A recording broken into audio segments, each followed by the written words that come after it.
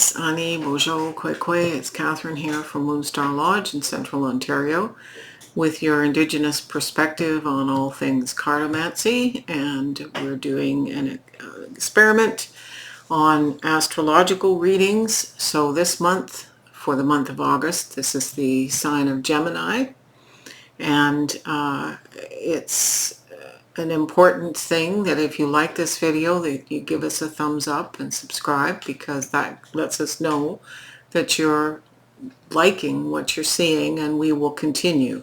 This experiment is for the month of August and September, so do give us a like.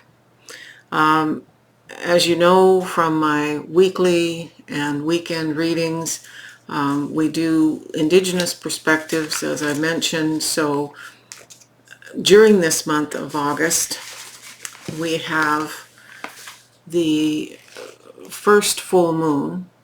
It's a perigee supermoon on August 1st. And then on the 16th of August, we have a new moon, and it's, I believe, a micro moon. Yeah, so it's an apogee new moon. And then at the end of the month, on the 30th, we have another full moon, which is technically a blue moon. And again, it's a perigee. It's a super full moon. So that means that the moon is the closest to the earth and has a huge influence on us. So that's a huge thing to take in during this month of August. It's important to celebrate those new and full moons ceremonially if you can. So let's go to the cards, Brian. So here are the 4 tarot cards, and here are the 4 clarifiers. We start with the Knight of Wands. He's a fast flame, like a sparkler that you light and it bursts into flame, but it's gone out very quickly.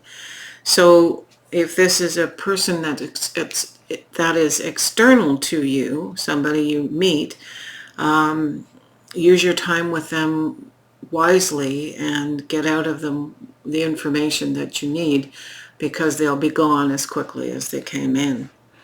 If it's an aspect of a divine sort of energy, like the Knight that you're taking on, whatever inspirations you get them down in your journal, get them on paper, record them, do something, because like trying to remember dreams, if you don't get it down, it'll be gone as soon as possible.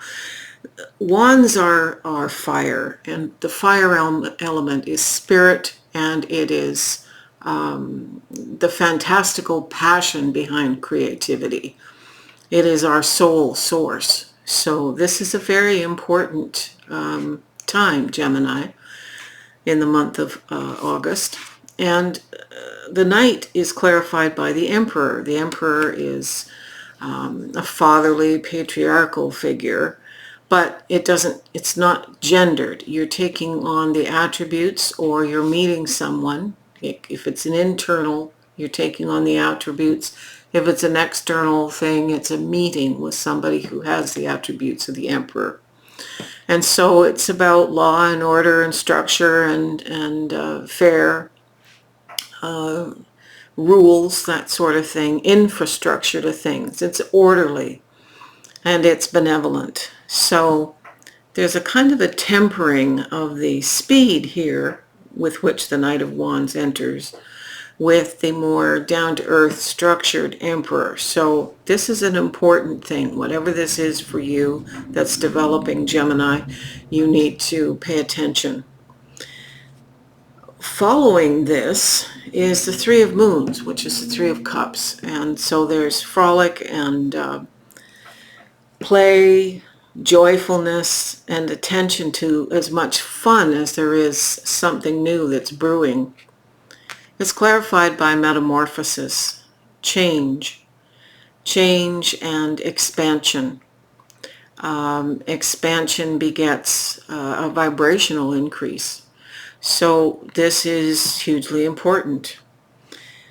What comes of it here is the 10 of Stars. And the Ten of Stars is the same as the Ten of Pentacles. It's a lasting fulfillment. It is all the resources we could ever want for the rest of our lives in this third dimension. So wealth, money, happiness, with it, family. But when you get to the tens, it's legacy. So we're at the point of looking at how we are, what we are leaving and how we are leaving our legacy to the next generations. And here we have the card that clarifies it. It's attraction, and it says supermoon.